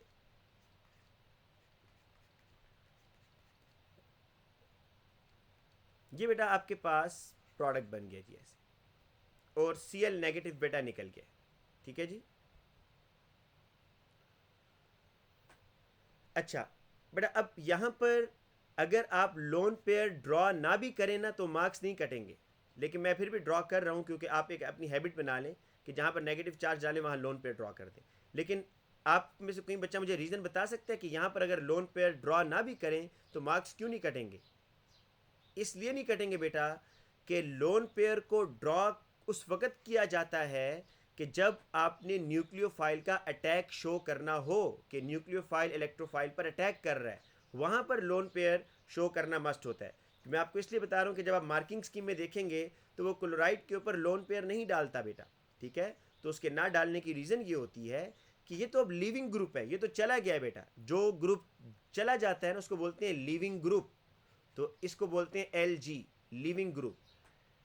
आपने लोन पेयर उस टाइम डालना होता है कि जब आप न्यूक्लियोफाइल का अटैक दिखा रहे हों। तो बेटा ये जो न्यूक्लियोफाइल है इसका अटैक आपने दिखाना था कि ये इलेक्ट्रोफाइल पर अटैक कर रहा है, इसलिए यहाँ पर तो लोन पेयर डालना मस्ट था। ठीक है, ये बात जहन में रख लीजिएगा। अगर ये याद रखना मुश्किल है तो आप यहाँ भी डाल दिया करें बस। तो बेटा ये पूरा मैकेनिज़्म हो गया है। अब मैं आपको इसका मैंने नाम बताना है कि इस मैकेनिज़्म का नाम क्या है। आप कहेंगे नाम बता तो दिया भाई, न्यूक्लियोफिलिक सब्स्टिट्यूशन, नहीं, ये इनकम्प्लीट नाम है, इसको मज़ीद हमने कंप्लीट करना है अभी। बेटा पहली चीज़ मुझे ये बताएं, अच्छा एक चीज़ बेटा सुन लें पहले, कि जो बॉन्ड ब्रेकिंग होता है ना बेटा, बॉन्ड ब्रेकिंग, इस चीज़ को जहन में रखें कि bond breaking is always slow step, और बेटा जो बॉन्ड फॉर्मेशन होता है ये हमेशा फास्ट स्टेप होता है। ठीक है, bond breakage is always slow, और जहां पर बॉन्ड बन रहा होगा वो बेटा हमेशा फास्ट स्टेप होगा। अच्छा, अब बेटा इस मैकेनिज्म का जो नाम है उसके बेटा अलहदा मार्क्स होते हैं। वो कहता है जी what is the name of this mechanism. तो मैं बेटा इस मैकेनिज्म का नाम लिख रहा हूं SN2, ये इसका नाम है बेटा, ये SN2 टाइप मैकेनिज्म है। कोई बच्चा मुझे बता सकता है यहाँ 2 का क्या मतलब है? अच्छा, S का क्या मतलब है बेटा? S से क्या बनेगा, N से क्या बनेगा, ये बता दें। सब्स्टिट्यूशन यस, तो ये बेसिकली न्यूक्लियोफिलिक सब्स्टिट्यूशन रिएक्शन है। ये तो आपको पता है कि न्यूक्लियोफिलिक सब्स्टिट्यूशन के Cl is replaced by OH, तो न्यूक्लियोफिलिक सब्स्टिट्यूशन। लेकिन बेटा इस 2 का मतलब क्या है? तो सुने बेटा, इस 2 का मतलब ये है कि इन slow step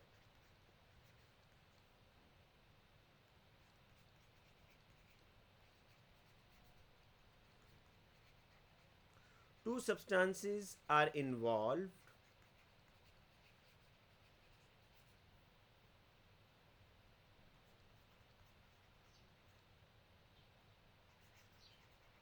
therefore it is SN2 type reaction. बेटा 2 से मुराद ये है मॉलिक्यूल, तो यहाँ पर कहना इसको गलत होगा कि दिस इज द आइन, लेकिन आप एक मिनट के लिए अगर मैं इसको ये कहूँ कि स्लो स्टेप के अंदर 2 मॉलिक्यूल्स इन्वॉल्व हैं, बेटा मुझे बता सकते हैं कि कौन से 2 मॉलिक्यूल यहाँ पर इन्वॉल्व हैं बेटा स्लो स्टेप के अंदर जो रिएक्शन में पार्टिसिपेट कर रहे हैं? जी बेटा बताइएगा।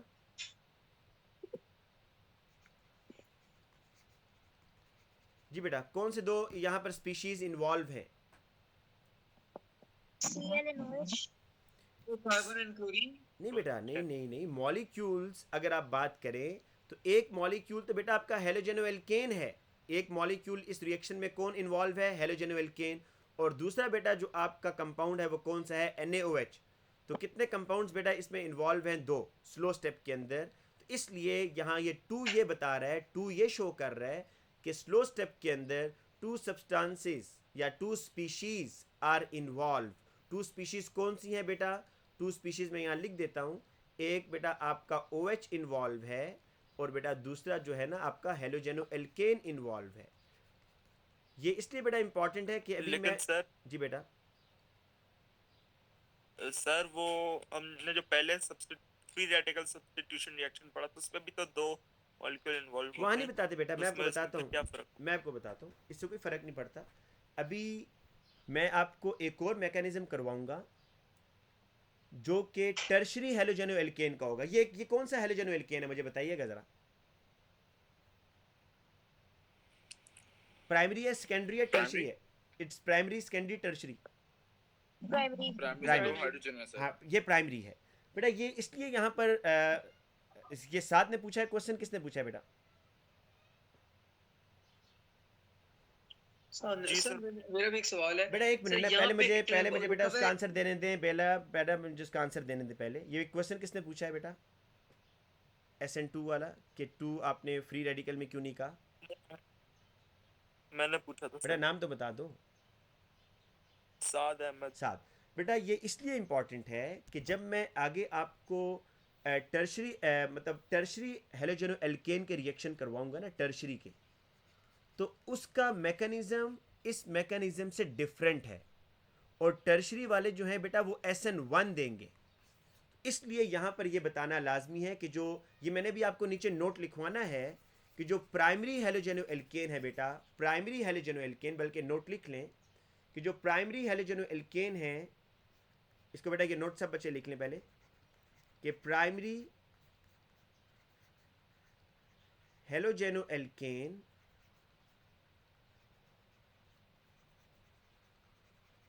always give SN2 type reaction. बेटा ये 2 बताना इसलिए इंपॉर्टेंट है साथ कि अभी जब हम स्कूल में टर्शरी हेलोजेनोएल्केन के रिएक्शन देखेंगे, उसका मैकेनिज्म देखेंगे, तो वो SN2 नहीं देते, वो SN1 देते हैं। तो इसलिए यहाँ पर इसको डिफ्रेंशिएट किया गया है। बाकी अल्कीन के अंदर या आप जो कह रहे थे अल्केन्स के अंदर, वहाँ ये हम नहीं बताते क्योंकि वहाँ पर तमाम अल्केन्स एक जैसे रिएक्शन देते हैं।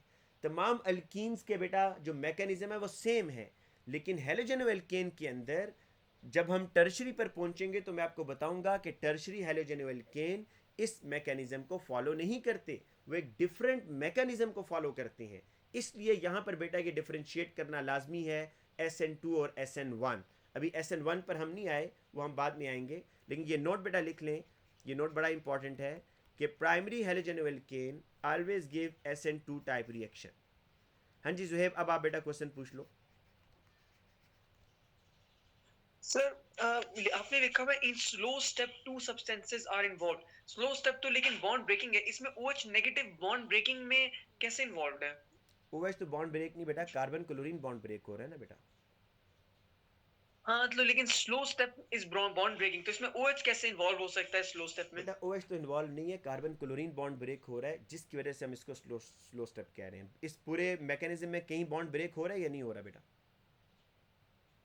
और ऐसा कार्बन क्लोरीन का बॉन्ड ब्रेक हो रहा है। हाँ, तो जहाँ पर कार्बन क्लोरीन बॉन्ड ब्रेक हो रहा है ना, ये जो आपने एरो शो किया है, तो आप ये कहेंगे this is the slow step, क्योंकि यहाँ पर बॉन्ड ब्रेक हो रहा है, तो ये स्लो स्टेप है। हम जब भी किसी रिएक्शन के बारे में हमने बताना हो ना कि इस रिएक्शन में कितने मॉलिक्यूल्स ने पार्टिसिपेट किया है, तो बेटा हम उसका स्लो स्टेप देखते हैं कि इसके स्लो स्टेप के अंदर कितने मॉलिक्यूल्स इन्वॉल्व थे। क्या ये यूनिमॉलिक्यूलर कहते हैं ऐसे रिएक्शन को जिसमें एक मॉलिक्यूल इन्वॉल्व था। बाय मॉलिक्यूलर कहते हैं ऐसे रिएक्शन को जिसमें दो मॉलिक्यूल्स इन्वॉल्व थे। तो वो दो मॉलिक्यूल्स कब इन्वॉल्व थे हम देखते हैं स्लो स्टेप में, कि स्लो स्टेप में कितने मॉलिक्यूल्स इन्वॉल्व हैं बेटा।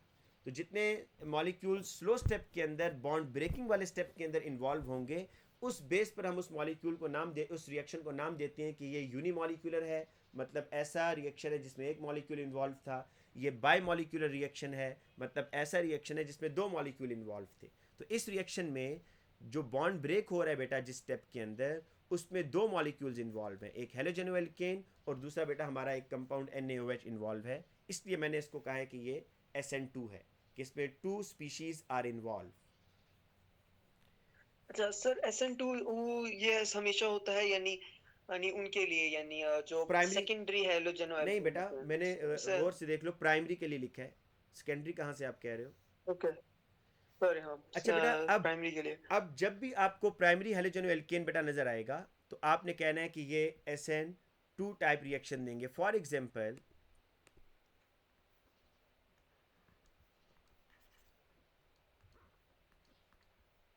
बेटा ये है जी हमारे पास CH3CH। जी बेटा, सर मैं लिख लूं? जी बेटा क्या कह सर मैं रही लिख लूं, पीछे करें? सर मैंने लिखना है ना, ये तो ले 1 बेटा, सेकंड के ये लिए ले पीछे बेटा। करें।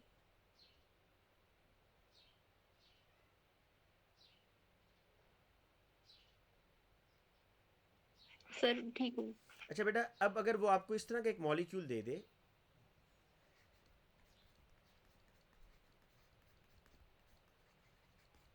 तो आपने पहले तो इसका प्रोडक्ट वो आपको चले बता देता है, सपोज ये है जी,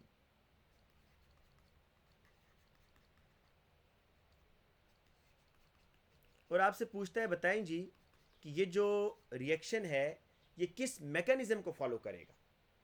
तो अब आपने बताना होगा, सोचना होगा कि ये हेलोजनोएल्केन कौन सा है बेटा, इज इट प्राइमरी, सेकेंडरी या tertiary? Sir primary halogen alkane तो ये कौन सा बेटा मैकेनिज्म देगा? SN2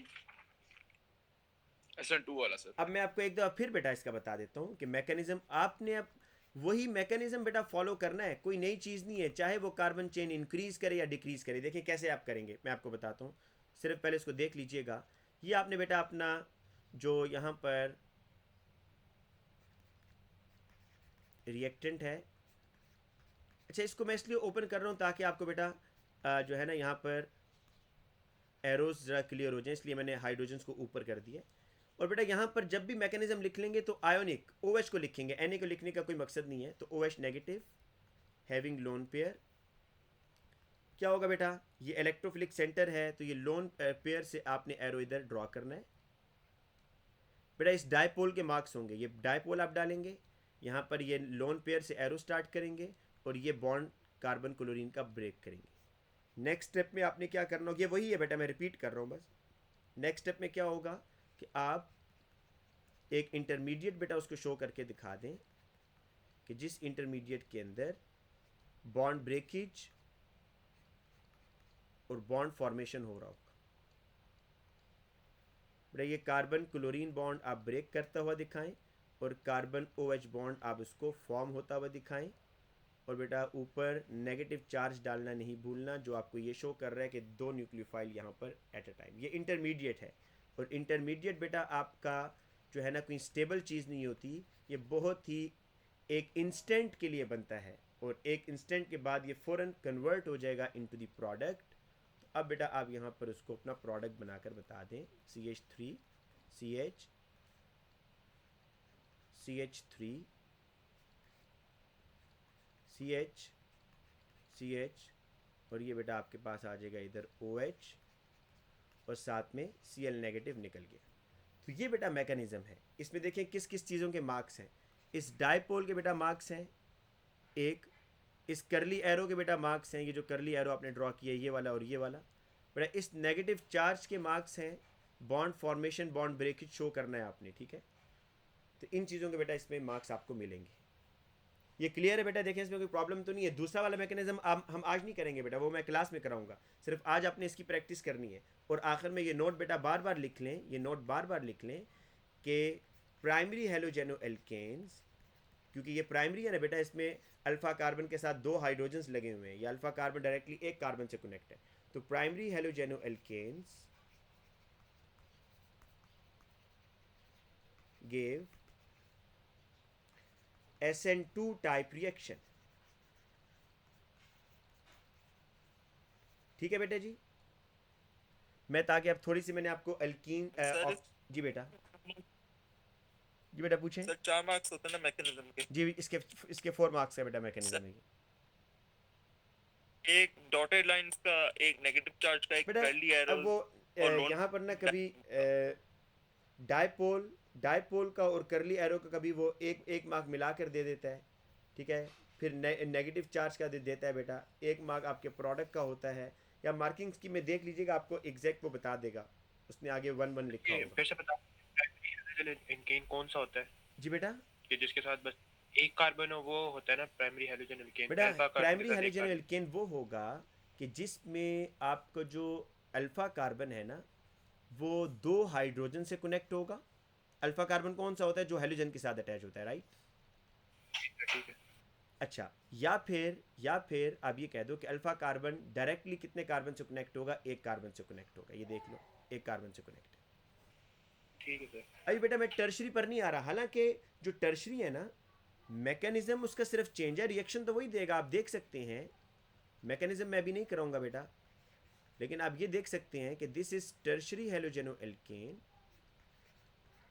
NaOH के साथ बेटा जब इसका रिएक्शन होगा एक्वस NaOH, तो बिल्कुल सेम रिएक्शन होगा, क्योंकि है तो हेलोजेनो एल्केन ना बेटा। और हेलोजेनो एल्केन की नेचर क्या है कि उसने आपको न्यूक्लियोफिलिक सब्स्टिट्यूशन रिएक्शन देने हैं। तो ये देखें बेटा सेम रिएक्शन होगा, बट मैकेनिज्म इसका चेंज है। मैकेनिज्म हम बेटा नेक्स्ट जो फिजिकल क्लास होगी उसमें सीखेंगे। लेकिन ये बात याद रखें कि आप एक मिनट, सिर्फ 1 मिनट, कि आपका जो बेटा हेलोजेनो एल्केन है, चाहे वो प्राइमरी हो, सेकेंडरी हो या टर्शरी हो, जब भी आप उसको NaOH के साथ रिएक्ट करवाएंगे तो बेटा या KCN से रिएक्ट करवाएंगे या आप अमोनिया के साथ रिएक्ट करवाएंगे, तो वो वही रिएक्शन देगा जो प्राइमरी दे रहा है। जिस तरीके से मैं अगर बेटा यहाँ पर टर्शरी हेलोजेनो एल्केन का रिएक्शन बेटा करवा दूं अगर एक्वस अमोनिया के साथ, तो बिल्कुल वही रिएक्शन होगा। एक्वस अमोनिया के साथ जब करवाऊंगा हीट और प्रेशर के साथ, तो HCl यहाँ से निकल जाएगा और NH2 इधर आ जाएगा, लेकिन डिफरेंस मैकेनिज्म में आएगा बेटा बस, ठीक है। तो वो मैकेनिज्म हम बाद में करेंगे। जी बेटा पूछें क्वेश्चन। सर क्वेश्चन नहीं, मैं कह रहा था आज के लिए काफ़ी कर दें। मैं सिर्फ अब आगे प्रैक्टिस करवानी थी मैंने ऑक्सीडेशन ऑफ अल्कीन की, क्योंकि आप लोगों का टेस्ट अच्छा नहीं हुआ। मैंने कहा ऑक्सीडेशन ऑफ अल्कीन की थोड़ी प्रैक्टिस करवा दूं बेटा। हाँ सर वो ऊपर जो ठीक है सर। 1-2 सिर्फ वो एग्जांपल, हाँ बस आगे नहीं पढ़ना बेटा। मुझे इस चीज़ का आइडिया है कि मैं मैक्सिमम आज मैंने एक ही मैकेनिज्म आपको करवाया, आप देख लें। मैकेनिज्म तो हमने एक ही किया, बाकी तो मैं रिवीजन करवाता रहा हूँ पिछली। बेटा ऑक्सीडेशन ऑफ अल्कीन, जी ठीक है सर। ऑक्सीडेशन ऑफ अल्कीन में बेटा आप लोग ज़रा अपने वो तीनों पॉइंट्स, मैंने 2 केस आपको बताए थे बेटा, वो ज़रा अपने सामने रखिएगा। पहले तो बेटा इस तरह करते हैं ना कि मुझे ये बताएं कि अगर वो आपसे पूछता है कि ये एक अल्कीन है और इसको बेटा आपने ऑक्सीडाइज किया कोल्ड डाइल्यूट एसिडिफाइड KMnO4 के साथ बेटा। तो बताइएगा कोल्ड डाइल्यूट एसिडिफाइड KMnO4 में क्या होता है बेटा? क्या चीज आप ब्रेक करते हैं? पाई बॉन्ड ब्रेक करते हैं या सिग्मा बॉन्ड सर ब्रेक जो करते ये पाई बॉन्ड होगा ना, पाई बॉन्ड ब्रेक होता है यस सर। सर, हैं? जी बेटा। सर सिर्फ पाई बॉन्ड ब्रेक होगा और जो जहाँ से ब्रेक हुआ है ना, जी जो दो कार्बन्स हैं वहाँ दोनों पर OH ग्रुप अटैच हो जाएंगे बिल्कुल ठीक है बेटा। तो आपने यहाँ से ये पाई बॉन्ड ब्रेक और करना है। डाइओल बन जाएगा। ठीक है बेटा, ये पाई बॉन्ड आपने बेटा ब्रेक करना है। और ये पाई बॉन्ड ब्रेक करने के बाद जहाँ जहाँ आपने ये पाई बॉन्ड ब्रेक किया बेटा, इस कार्बन पर और इस कार्बन पर आप OH को ऐड करते हैं, ये बात याद रखिएगा। और अगर आपको ये हैरानगी हो रही है कि ये O और H कहाँ से आ गया, तो आपको मैंने बताया था कि कोल्ड डाइल्यूट के अंदर जो आपके रिएक्टेंट होंगे वो एटॉमिक ऑक्सीजन और एक वाटर, तो ये दो OH बेटा यहाँ से आते हैं। ठीक है, तो पाई बॉन्ड ब्रेक करके आपने OH लगा देना है। जब भी बेटा वो कोल्ड डाइल्यूट देगा तो पाई बॉन्ड ब्रेक होगा, ठीक है, सिग्मा बॉन्ड ब्रेक नहीं होगा। और इसका बेटा नाम क्या है, ज़रा इसका नाम तो बता दें बेटा। इस एल्कीन का क्या नाम है पेंटीन। बेटा? पेंटीन बोलोगे तो डबल बॉन्ड की पोजीशन तो पता नहीं चली किधर है। Pentyne. Sir pentene pen 2,3 diol.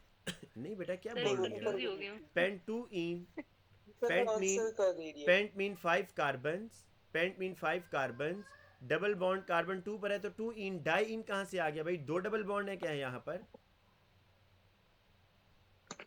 हाँ जी बेटा, 2 बॉन्ड है यहाँ पर क्या?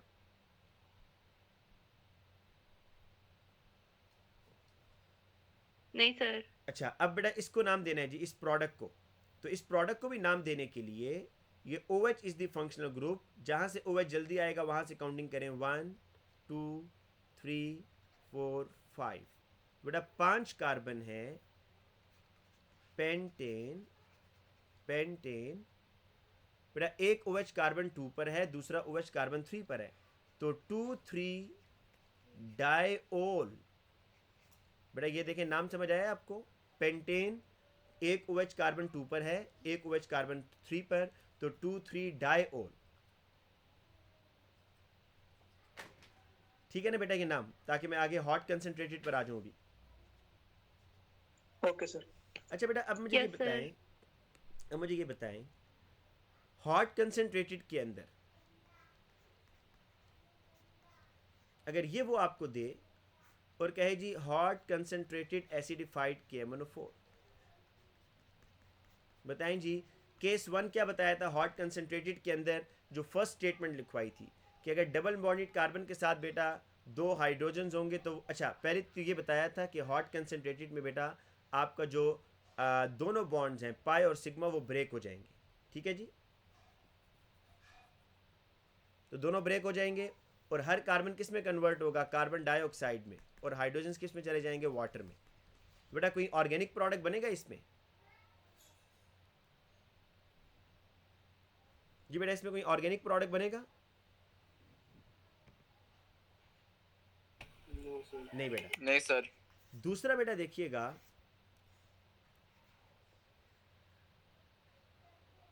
अगर बेटा ऐसे हो, इसका नाम पहले बताएं, इस एल्कीन का जो मैंने लिखा है।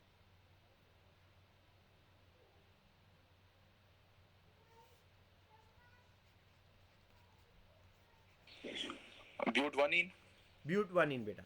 अब यहाँ पर देखें, अक्सर बच्चों को वो कन्फ्यूजन होती है स्केलेटल में, तो बेटा ये कार्बन्स है ये आपका डबल बॉन्डेड कार्बन है बेटा, ये आगे 4 कार्बन है, तो इसका नाम तो है ब्यूटवानीन।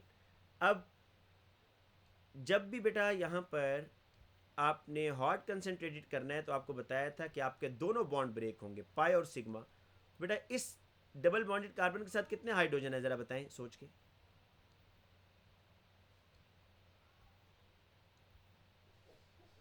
दो हैं, तो ये बेटा दो कार्बन ऑप्शन किस में चला जाएगा? ये तो कार्बन डाइऑक्साइड में जाएगा। बेटा ये जो डबल बॉन्डेड कार्बन है, इस कार्बन के साथ कितने हाइड्रोजन्स अटैच हैं? 2 सर। बेटा इस डबल बॉन्डेड कार्बन के साथ 2 कैसे हैं? ये डबल बॉन्ड ऑलरेडी बना रहा है, देखो। सर आप पहले ना बॉन्ड काउंट कर लिया करें सर। बेटा, आप पहले इस तरह किया करें कि बॉन्ड्स काउंट कर लिया करें, फिर आसानी हो जाती है। किस तरीके से कि अगर आपने इस कार्बन को देखना है तो इसके बॉन्ड देखें कितने बना रहा है, 1 2 3, 3 बॉन्ड तो ये ऑलरेडी बना रहा है, तो इसका मतलब है चौथा हाइड्रोजन होगा। बेटा ये जो कार्बन है ना, ये कार्बन इस डबल बॉन्डेड कार्बन के साथ एक हाइड्रोजन है, तो बेटा ये कार्बन किस में कन्वर्ट होगा बताएं? जिस कार्बन के साथ एक हाइड्रोजन और पीछे एक कार्बन लगाओ, या अल्काइल ग्रुप आप कह दें या कार्बन कह दें, कार्बोक्सिलिक एसिड। तो बेटा इसका आपने कार्बोक्सिलिक एसिड बनाना है। और बेटा ये कितने कार्बन वाला कार्बोक्सिलिक एसिड बनेगा? 3 कार्बन वाला, ठीक है। तो इसमें आपने ये पेंटानोइक बनेगा एसिड। बेटा प्रोपानोइक, प्रोपानोइक। पेंटानोइक। बेटा उस दिन अक्सर बच्चों ने स्केलेटल फार्मूलाज गलत बनाए हुए थे, तो देखें ये इस तरह है ना, असल में ये CH3 है, ये आपका CH2 है, और ये C डबल बॉन्ड OOH ऐसे। तो स्केलेटल फार्मूला आप लोग गलत बना रहे हैं बेटा, इसको देखिए, ये CH3 आ गया, ये आपका CH2 आ गया, बेटा ये C डबल बॉन्ड O और ये OH आ गया। तो अगर डबल बॉन्डेड कार्बन के साथ एक हाइड्रोजन होगा तो वो कार्बोक्सिलिक एसिड में जाएगा। और बेटा तीसरा मैंने आपको ये बताया था, तीसरा भी ज़रा सुन लें, हॉट कंसनट्रेटेड में, जो मैंने अभी फ्राइडे को जिन बच्चों का टेस्ट लिया था, अक्सर बच्चों ने बेटा वो गलत किया हुआ है।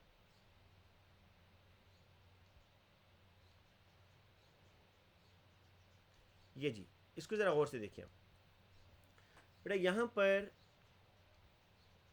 मैंने इनसे कहा था कि बताएं जी इसकी हॉट कंसनट्रेटेड एसिडिफाइड KMnO4 से आपने करनी है जी ऑक्सीडेशन।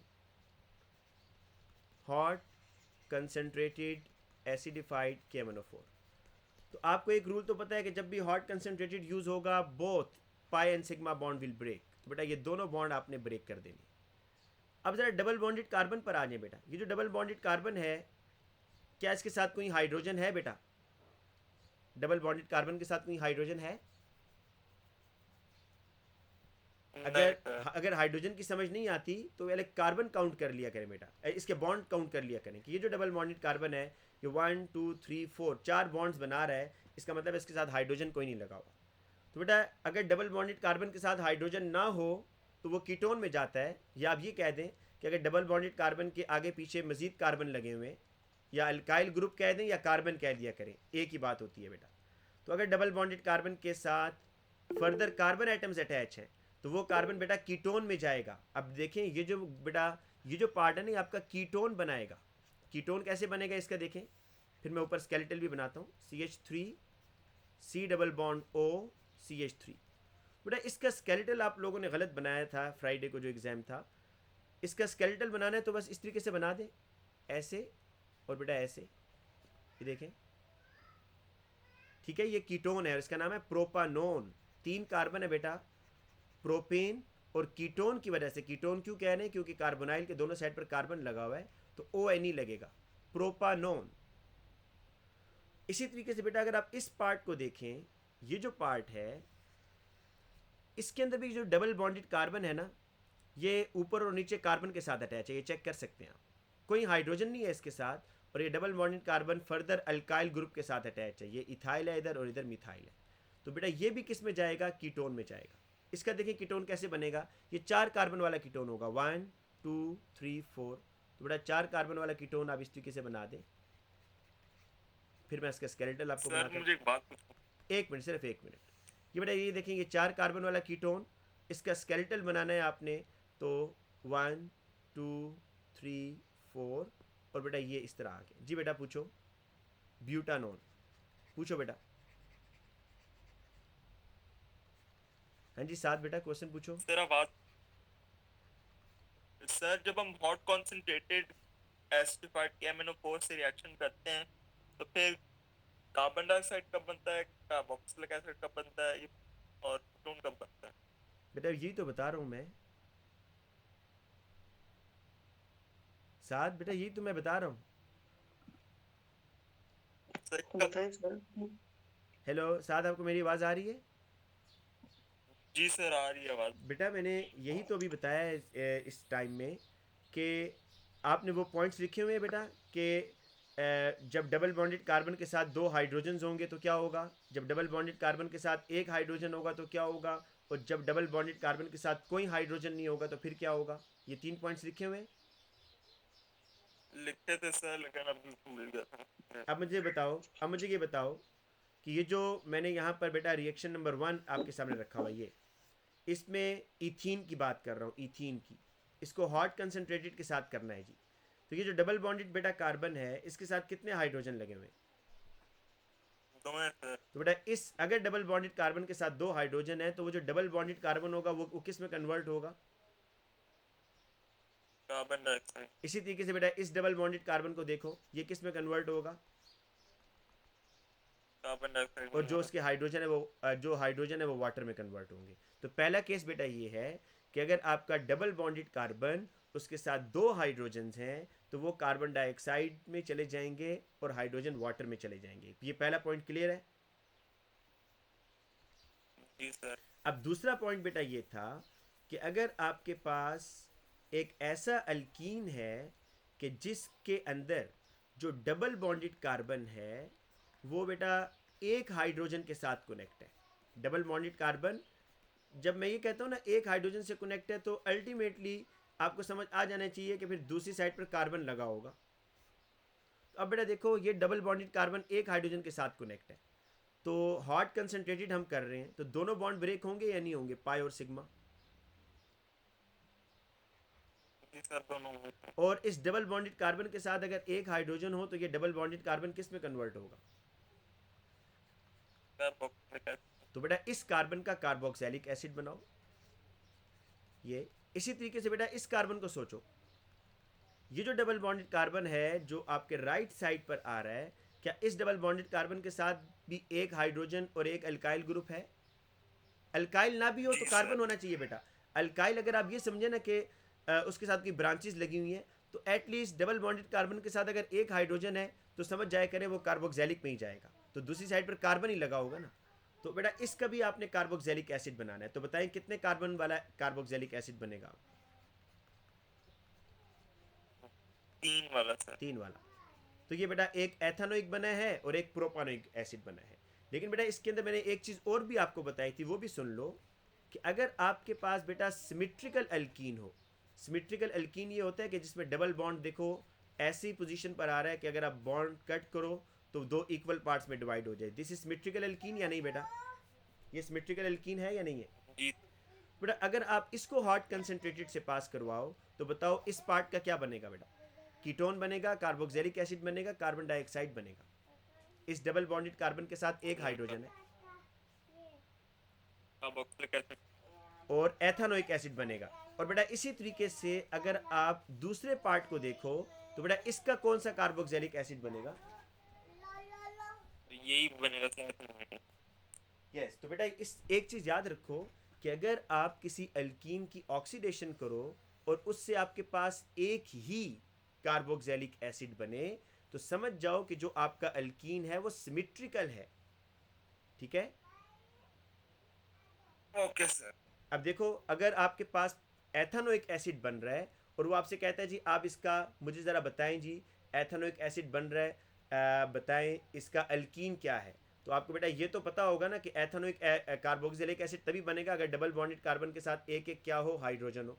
ये पार्ट तो आप खुद बना सकते हो, है ना?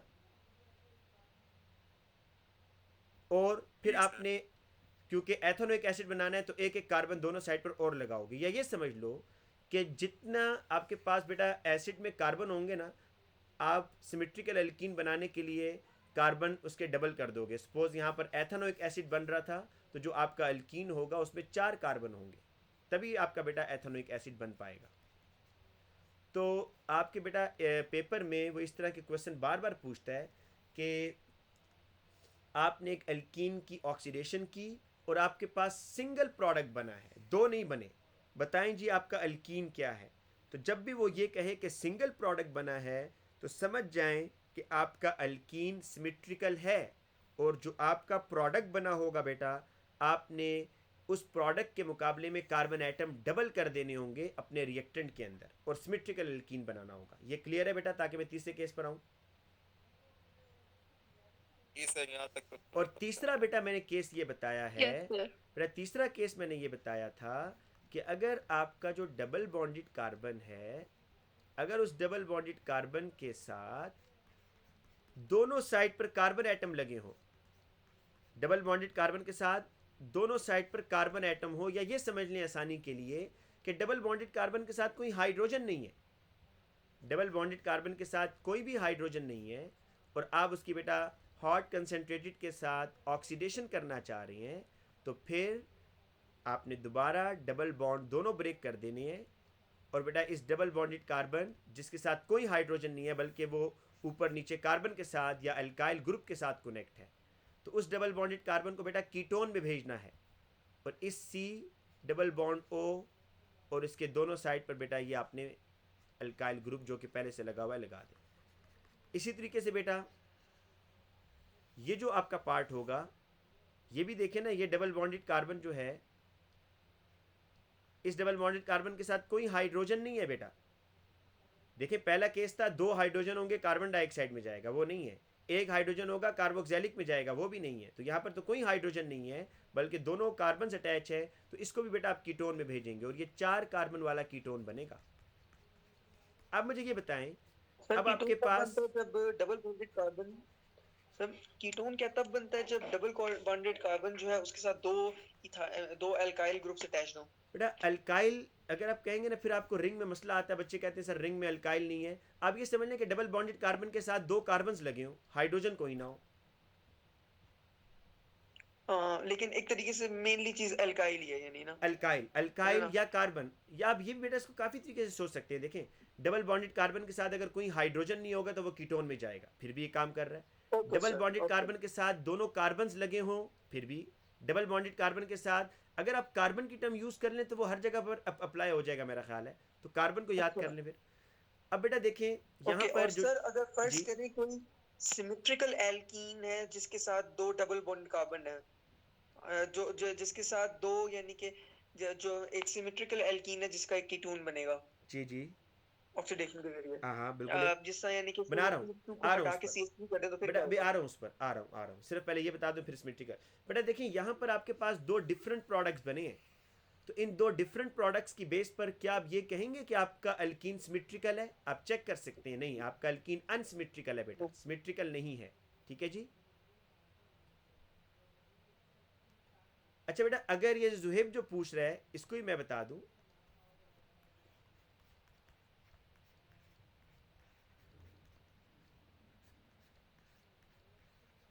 ये देखिएगा बेटा, अगर आपका सिमेट्रिकल एल्कीन होगा और डबल बॉन्डेड कार्बन के साथ कोई हाइड्रोजन नहीं है बल्कि 2 कार्बन ही लगे हुए हैं, तो फिर आपके पास एक जैसे कीटोन बनेंगे। फिर तो अगर आपको वो ये कहता है एग्जाम में कि आपने एक एल्कीन की ऑक्सीडेशन की और आपके पास सिर्फ एक कीटोन बना है, मिक्सचर नहीं बना जिस तरह के ऊपर रिएक्शन में बना था, तो समझ जाइएगा कि आपका जो बेटा एल्कीन है वो सिमेट्रिकल है। और आप फिर अल्कीन उससे कैसे बनाएंगे बेटा? देखें अब इस कीटोन से अगर आपसे अल्कीन कहा जाए ना तो आपका थिंकिंग प्रोसेस क्या होगा? थिंकिंग प्रोसेस ये होगा कि आपको ये तो पता है कि अल्कीन से बन रहा है, ठीक है, और आपको ये भी पता है कि बेटा अल्कीन से कीटोन उसी सूरत में बनता है कि अगर डबल बॉन्डेड कार्बन के साथ 2 कार्बन्स लगे हों ऐसे। तो आप बेटा कार्बन ऑटोमेटिकली आपके डबल हो जाएंगे। आप देख लें कीटोन में अगर आपके पास 3 कार्बन है तो आप यहाँ देख सकते हैं यहाँ 6 कार्बन हो गए, 3 इस साइड पर और 3 इस साइड पर। जी बेटा बताएं, क्लियर है ये, ताकि हम क्लास ख़त्म करें अब।